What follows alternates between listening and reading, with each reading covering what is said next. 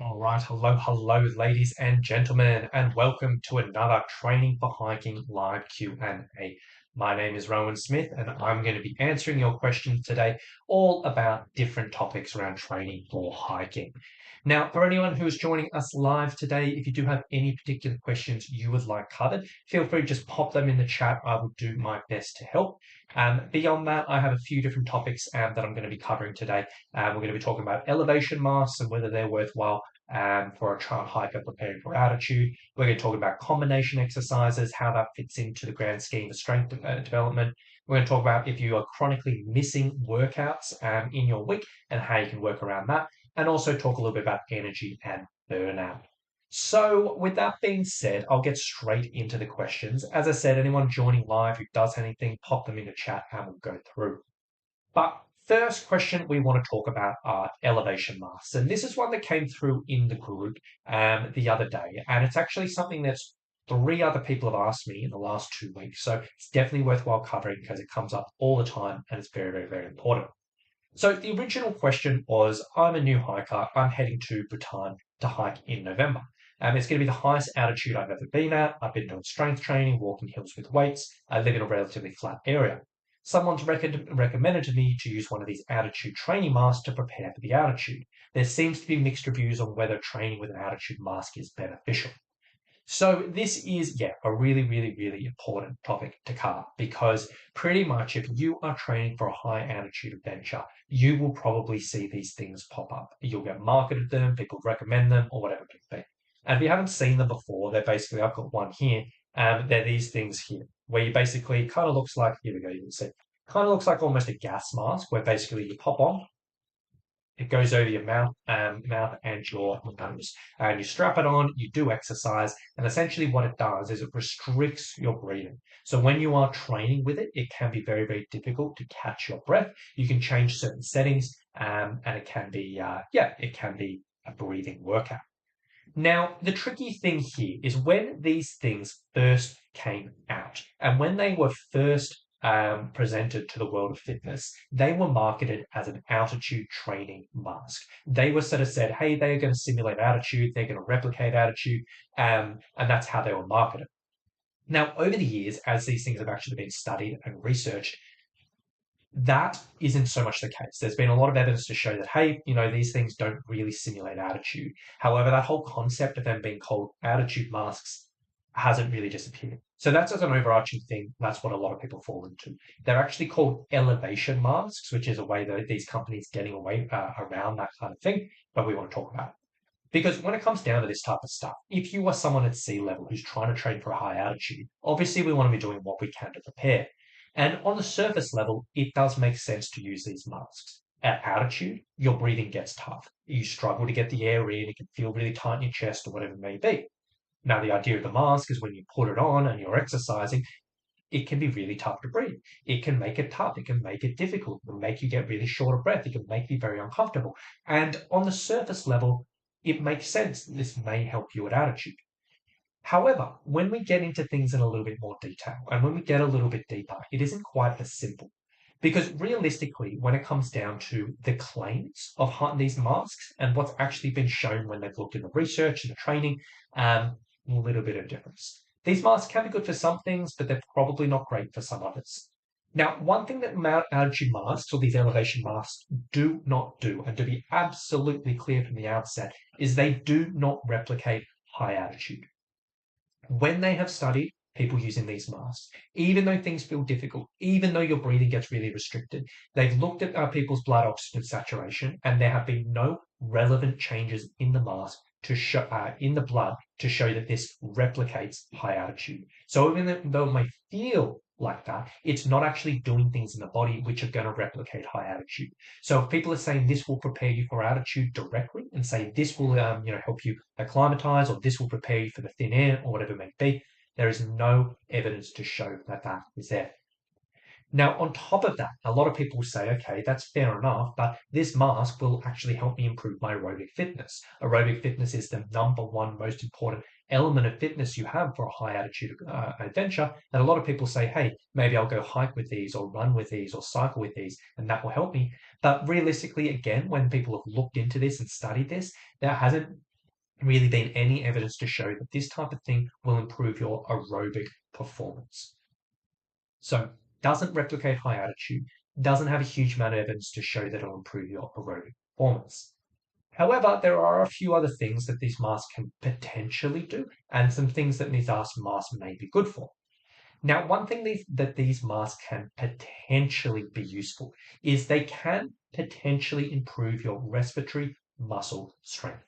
Now, essentially what this is respiratory muscle strength is the strength of your breathing muscles, specifically the strength of the muscles responsible for breathing in, your inspiratory breathing muscles. Now, there is some interesting research out there to show that improving your respiratory muscle strength and specifically improving your inspiratory muscle strength can be beneficial for high altitude. It doesn't acclimatize you. It doesn't sort of like try to replicate altitude, but improving your breathing muscles can potentially help you at altitude. That's a positive. Now you may be thinking, okay, if that is true, or if that's potentially true, why not just use a mask? Well, there are a couple of drawbacks. Realistically, when we're using these masks, we have to wear them while exercising. That can be very, very uncomfortable. It can be very, very restrictive for a few people. And a lot of people out there training with these masks may not work to the level of intensity they need to see improvements on muscle strength. If you are going down that route, there are probably better ways of improving your respiratory muscle strength. You can go out and get like a little device like this. I'm going to see if I can see my calendar. A little device like this, which is specifically designed to improve that strength. They're called respiratory muscle trainers. There's a bunch of different brands out there. Doing something like this is probably going to give you better results than actually using a mask. And it's going to be much more comfortable, much less time efficient. So when it comes down to this, yes, the mask can potentially improve your respiratory muscle strength, but I probably wouldn't recommend them for that reason because there's better ways of going about it, in my opinion. The other thing that can potentially be good for is improving your carbon dioxide tolerance. So if you've ever looked into the world of breathing training before, and if you've ever dived into this rabbit hole, you have probably seen the thing popping up more and more and more. People talk about improving your tolerance to carbon dioxide. Now, this is a massive subject. I'm not going to talk about it too much, but just as a general overview, we breathe in oxygen, we breathe out carbon dioxide. One thing that can potentially be beneficial for our performance in aerobic activities and up at high altitude is if we can actually improve our body's tolerance to carbon dioxide. Meaning, if we can improve our body's ability to hold on to the carbon dioxide before we have to breathe it out, it can potentially, for a number of reasons, improve our performance. It's one of these topics where a lot of people are talking about it at the moment. A lot of people are really, really keen on it at the moment. It makes sense logically. It's not a bad thing. I think a lot of people overhype the claims on this, and I think there's a lot of things going on. But either way, it can potentially benefit and improve. Now, the idea behind the mask on this is when we have the mask over there, it basically just restricts how much we're breathing out. So as we're breathing out, it holds some of the air in that space, and it can probably increase the amount of carbon dioxide that we're holding in the body. It can potentially improve on that. So if you are going down that route of trying to directly improve your carbon dioxide tolerance and you're going through a training process where you're trying to progress it over time, this potentially can be a bit beneficial. Again, I probably wouldn't get many people saying this is directly what we're going to do, but whatever it may be. Now, when it comes down to it, we talked about things the masks don't do. We talked about things the masks might do. There are definitely a couple of things that masks can be good for. Pretty much the majority of the evidence and the research that have looked at this type of thing in regards to sports, in regards to improving performance, has shown that this can potentially improve benefits mainly in anaerobic sports. So anaerobic sports are high intensity sports. Sports are going to be sprinting sports where you're going to go really, really quick and try to sustain a higher output. There is some good evidence to show that these masks can improve some certain measures of performance, which can help with those types of things. Not so much for like lower intensity stuff like hiking or walking, but when we're looking at that higher intensity stuff where you have to sustain outputs of very high intensity, there are some good benefits on that. I personally, when I have do high intensity training and I'm leading to a high intensity event and I'm aware that in certain elements my breathing gets a bit restricted, I've used this for that reason, personally. The other thing that can be useful for is on the mental side of things, like purely for the fact of going out and if you are worried about going up to high altitude and you're worried about getting short of breath, and you're like, I'm just not sure how I will feel mentally on that side of things. This can be useful. If you go out and do a bit of training, get used to that breathlessness, mentally, this may be really, really useful. It's not going to replicate high altitude, but it may just feel you a bit more comfortable when you're like a bit short of breath. So there are some benefits. Personally, for this type of stuff, I don't really recommend it for hikers. In all honesty, I think if you are trying to improve your fitness for hiking, there's better ways. If you're going to try to improve your breathing muscle strength, there's better ways. If you're trying to improve carbon dioxide tolerance, there's probably more accessible ways or whatever it may be. And I think the biggest thing you want to keep in mind is if you're looking at this type of thing, just ask yourself, is this mask going to compromise my ability to perform my training session? And what I mean by that is if you're doing interval training and maybe hopping on a bike and doing interval training, you're going to get the best benefits from interval training if you are going at a high intensity and you're working really, really hard. Now, if you put a mask on that, you may get a really, really, really good workout breathing wise, and you may be really short of breath or really struggling, but maybe your performance in the session around that will just absolutely drop. Your speed will drop, your output will drop, and you won't actually work as hard overall. Alternatively, if you're going out for doing hill sessions and you're going up and down a hill and you're doing this, are you limiting your walking or your running or your skipping or whatever you're doing from this mask? That's sort of something we'll look into. Now, the last thing I'll sort of say on this is with these masks, a lot of people are, you will see them pop up and you'll see a lot of people talk about the benefits of this type of stuff. And there can be some potential benefits. I'm not saying they're completely useless or whatever it may be, but a lot of people who talk about this stuff, they tend to maybe don't be so clear about what they're talking about. You know what I mean by that is like if we look at this, the oxygen advantage, this is where a lot of people kind of will learn about these masks from and they sell these particular masks. And the oxygen advantage is something that a lot of people look at when it comes down to their breathing. Now, if you look at this article and it kind of talks through these masks in general, and it's sort of talking about a bunch of different things and this and that, it talks about what is a training mask, what the benefits are, what it does, and this and that. And from the outset, this looks really, really good. It's a well presented article, this and that.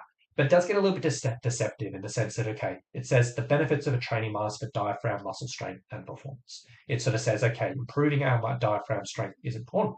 It sort of says, hey, there's a study that says if we have better perform inspiratory muscle training, it'll improve their aerobic physical performance. Okay, cool. It'll sort of say, hey, if we do this, it'll improve our muscle strength. Cool, and yada, yada, yada. And then it will basically say, because of this, if we use this mask, it'll therefore improve these things. But the tricky thing when it comes down to this is a lot of the stuff that gets presented, all of these studies are not done with a mask. All of these studies are done with these things. And they're sort of saying, hey, if we train with something like this, it'll improve our aerobic physical performance, potentially. If we train like something like this, it'll improve our whatever, whatever. But then it actually, when it comes down to it, it doesn't really have any direct studies of when they're saying, I wear a mask, it improves our aerobic performance. And they just sort of link one study saying it may improve, yada, yada, yada. But it's a little bit deceptive. So what I'm trying to say is not absolute trash on these articles, but often the way these things are presented, it is a little bit, it looks really, really good from the outset, but it isn't amazing when you dig into it. So that's my take on that.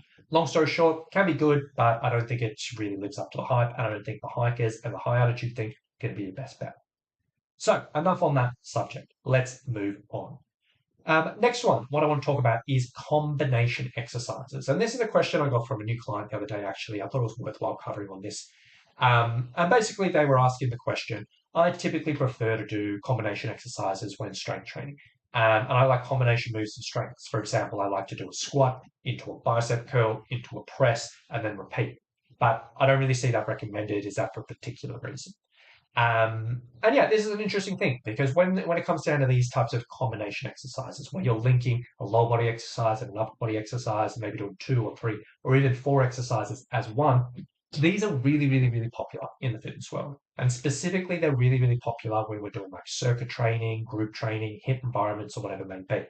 And if you're going to go to a circuit class in a gym or an online thing, or whatever it may be, purely for the fact these get recommended because they're very, very equipment efficient, they're fun, they're enjoyable, and you only need a bit of equipment to do quite a few things. And if you are just looking at doing a general workout, if you are just looking at generally improving your fitness, if you're just generally want to have a good workout, this stuff's okay. There's nothing wrong with it, and I'm not saying you shouldn't be doing it. However, if you are a hiker, and as a hiker, if you are trying to improve your performance on the trail and you are actively trying to improve your strength, because you know improving your strength is going to be good for the trail, we can probably do better than these types of things. Purely for the fact that when we're stringing together upper body and lower body and different movements, Nine times out of 10, there are going to be differences in strength between different areas of the body. In general, the legs are pretty strong. In general, the legs need a lot of resistance to challenge them.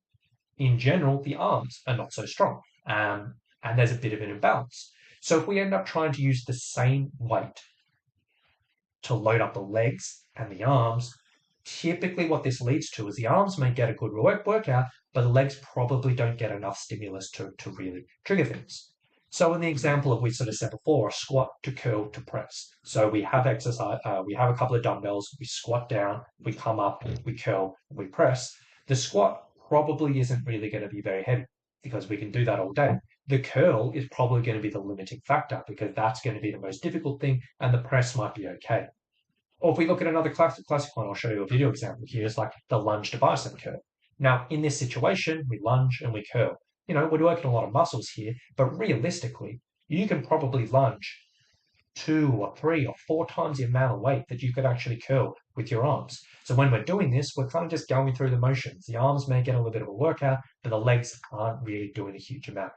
So when it comes down to this type of stuff, these combination exercises, they can be fun, they can be enjoyable, but probably you can do a little bit better. Now, there are a couple of exceptions when it comes to this. Beyond, as I said, if you're just doing general fitness and you just want to have a good workout and have fun and you don't really care about strength so much, that's fine. But outside of that, there are a couple of situations where this may be useful. Like number one, if you're doing like Olympic lifts, so if you're realistically like really training, um, doing Olympic lifts, so we may say like a clean and press. If you know what you're doing when it comes down to Olympic lifting, this can be useful because that's what it's kind of designed. In this situation, you may like clean and press. You've got a barbell. You're going to start from the floor. You're going to drive up, and you're going to literally throw it up and come down. All of this is using the same amount of weight, and yet there are different areas that are going to be stronger. 99% of hikers doing, their training, they're probably not going to be doing this type of stuff. But if you do have a background in Olympic lifting, yeah, you may be the exception here. The other situation where this may be an exception is exercises where we're still trying to hone in the strength stimulus on one particular area. But what we're doing is we're adding some movement or adding some resistance in other areas just to change either the angle of the main intention or the level of stability or just change a bit of variation. So to give you an example of this, let's talk about like the overhead step up. So the overhead step up is a variation of step ups that we'll sometimes use in the sense of what we'll do here.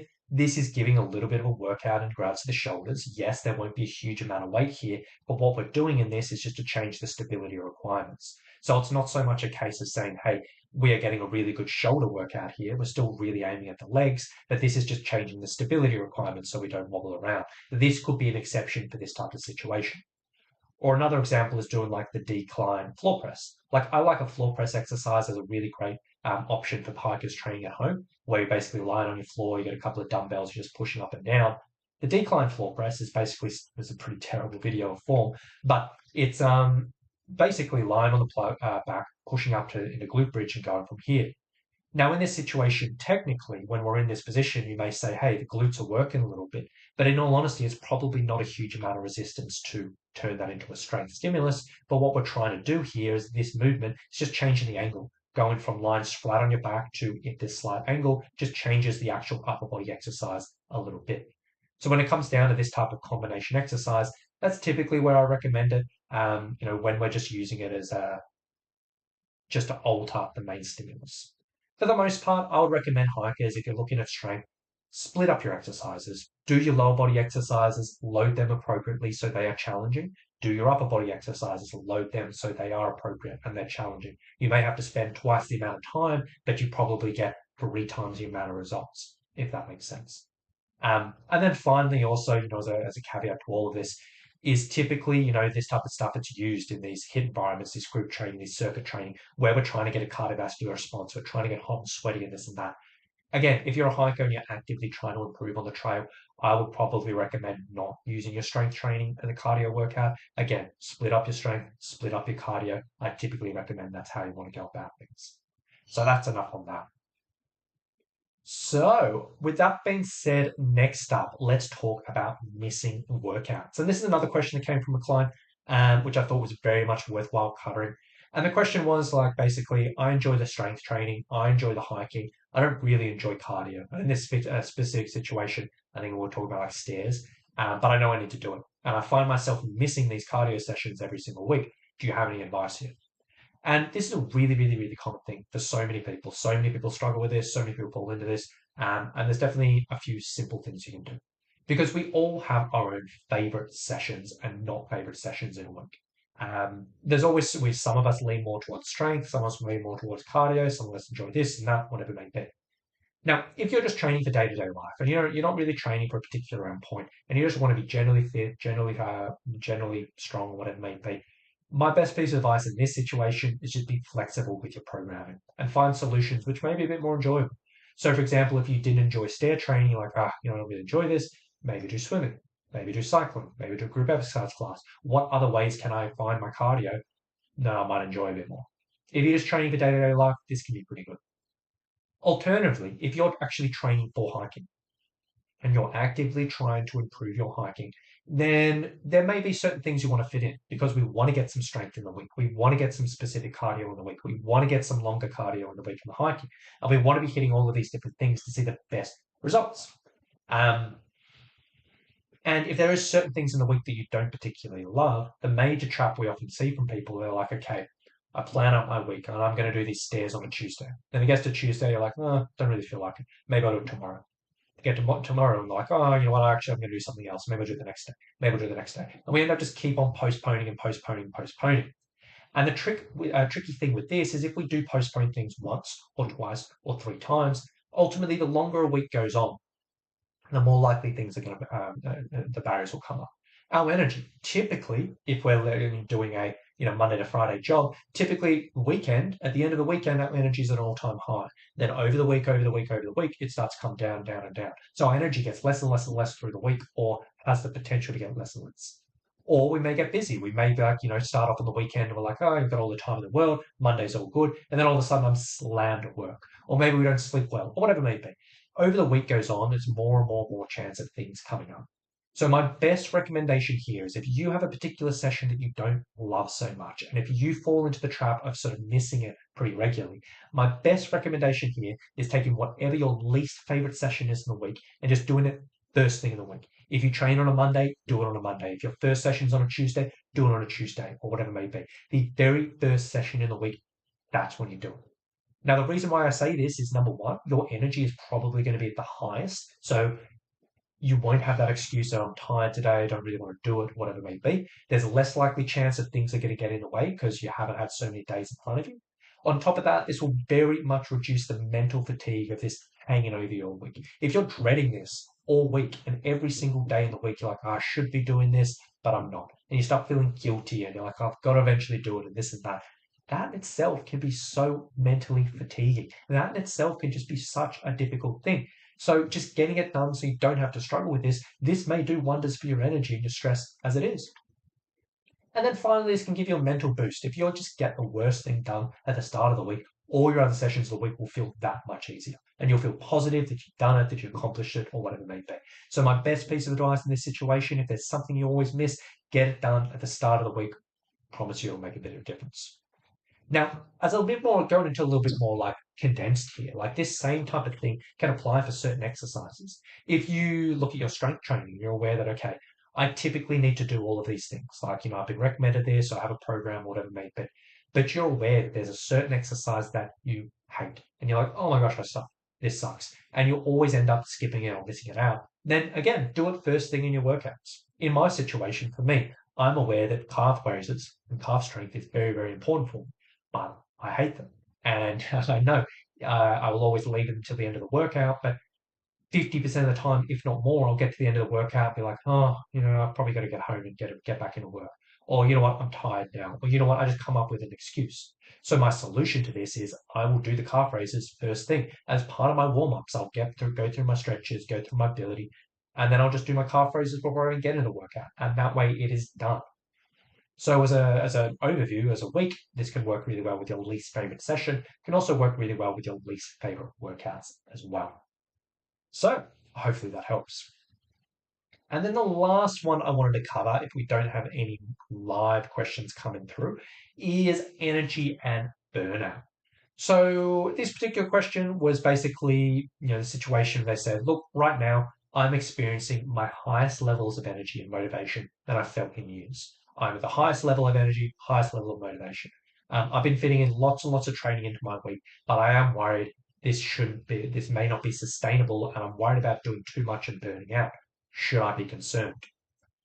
So everyone is going to be a little bit different in these types of situations, but as a general rule of thumb, there's a few things we can definitely look at. Whenever we are experiencing a peak in regards to training, energy and motivation, so we're feeling really, really motivated, we're feeling really, really energetic, and we're feeling really, really good, and we want to fit in lots and lots of training, I fully encourage you to go out and just make the most of it. Because this stuff is rare. Like quite often we will be just okay day to day, but when we're feeling really good, absolutely go make the most of it. That's absolutely fine. Fit in as much as it is manageable, much as you want, as long as you're happy, as long as it's all good. That's great. However, with that being said, we want to be smart about this because number one, we need to be aware of if we're at the peak of our energy, if we're at the peak of our motivation, we need to be aware that this is not going to happen long term. There is going to be a change, there is going to be a shift. So we need to be aware if we're fitting all of this stuff in at the moment, it's probably not going to be sustainable long term. That's fine. As long as you're aware of this and as long as it's in your head and you aren't in the mindset of like, I'm going to do this while it lasts, but this isn't going to be a long term thing, that's cool. Because if you pretend like, hey, I'm just going to use this momentum and I'm doing 7 days a week and I'm just going to continually doing 7 days a week for the next 52 weeks, you may set yourself up for disappointment, and that can be enough just to knock you off track. That can be enough to kind of throw you out of a routine, and that's not so good. So just be aware that this may not be sustainable long term. And number two, you want to come up with a plan for not just now while things are good, but come up with a plan to monitor your energy and motivation so you can catch. If we're at the peak right now, you can catch actually when it starts to go down, and also already have a baseline of training to fall back into. So a really, really easy way of going about this is when we are going through this peak of energy. Each day you train, just ask yourself, give yourself a scale of 1 to 3 in regard to energy each day you train. 3 being absolutely amazing and bursting in energy, bursting in motivation. 1 being, you know what, I'm pretty tired or I'm a bit low in energy. And 2 just being, I'm normal. Give yourself a scale 1, 2, 3. If you score yourself a 3 during this period, just keep on doing as much as you want. Keep on ticking off on it as much as you want. Keep on, fitting in whatever. If you score yourself a 2, go to your baseline of training. I'll explain that in a second. So we're not going to try to keep on pushing, pushing, pushing. But if your energy is more normal as opposed to amazing, we want to pull things back. And then number 3, if you score yourself a number 1, then we want to reduce things down just to something that's going to be manageable. So already we're giving ourselves the ability to be flexible with our sessions and working around our energy. Now, when we're talking about this baseline of training, essentially what we want to do is we just want to establish what we want to fit in when the energy dips. Not if the energy dips, because you can't sustain this peak forever, but when the energy dips. And just start to think about what's going to be realistic on the other end of things that I can fit in. So this could be anything, but to give you a couple of examples, you may be in the situation where you're like, I'm feeling amazing right now. I've got all the time in the world, all the energy in the world, all the motivation in the world. So right now, at this peak level of things, I'm training twice a day. I'm doing morning and evening. I'm putting all of this stuff in, and that's great right now. But I'm aware this isn't going to last. So my baseline, once things begin to go down, maybe I'm going to drop that down to instead of trying to do 2 a day, maybe I'll say, hey, I'm going to try and sustain 1 a day. That's fine. If you can sort of say, hey, I'm going to sustain 1 a day, and that's your baseline, happy days. Or maybe it might be a situation in your peak of energy, you're feeling really good, you're doing 60 minutes every single day. Then you think about, okay, on the other end of things, maybe I'm going to go back to 45 minutes 4 times a week or something like that. There's going to be literally a million and one ways to go about this, but you can kind of see the difference. Peak is fine. You do that as long as it lasts, but have that baseline ready for you. And the second your energy starts to dip down to more normal, then you go down to the baseline. Have this pre-planned, have this laid out, make sure you've made this agreement with yourself, and that way you can avoid that disappointment, you can avoid that sort of loss of momentum, and it can keep you moving forward. And then finally, it's probably worthwhile actually, while you're doing this, is like you can set a minimum. And we can sort of say, okay, if I'm scoring a 1 week, what's my minimum going to be? Maybe I'm just going to do 10 min each day or something like that. Or maybe I'm going to do like three times 30 min. Um, or whatever. So we've got these different levels of exercise. And I kind of find that this type of approach, when you can be flexible, when you can be fluid, when you can adjust around your energy, this in itself will help you make the most of those high periods. It will reduce the risk of burnout and will reduce the risk of you kind of feeling bad about yourself, about missing sessions, and ultimately just give you consistency over time, which is the most valuable thing for your training. So, with that being said, those were the questions. I think we covered this one last time. Those are the main questions I had sent through today, and that I wanted to cover. So I really do hope that helps a few people. For anyone who may be watching this live, if you do have any questions, feel free to plug it in the chat. But anyone watching this in the future, if you did have any follow-up questions around this for the future, feel free to pop them in the comments, pop them in the chat. I'll cover. Or if you did have any questions you wanted me to cover in future calls, just let me know and I'll pop them in the next one. But with that being said, if there's no other questions coming through chat, I'm going to wrap things up there. So for anyone watching, hope you've enjoyed it. Hope you got a bit of information out of it.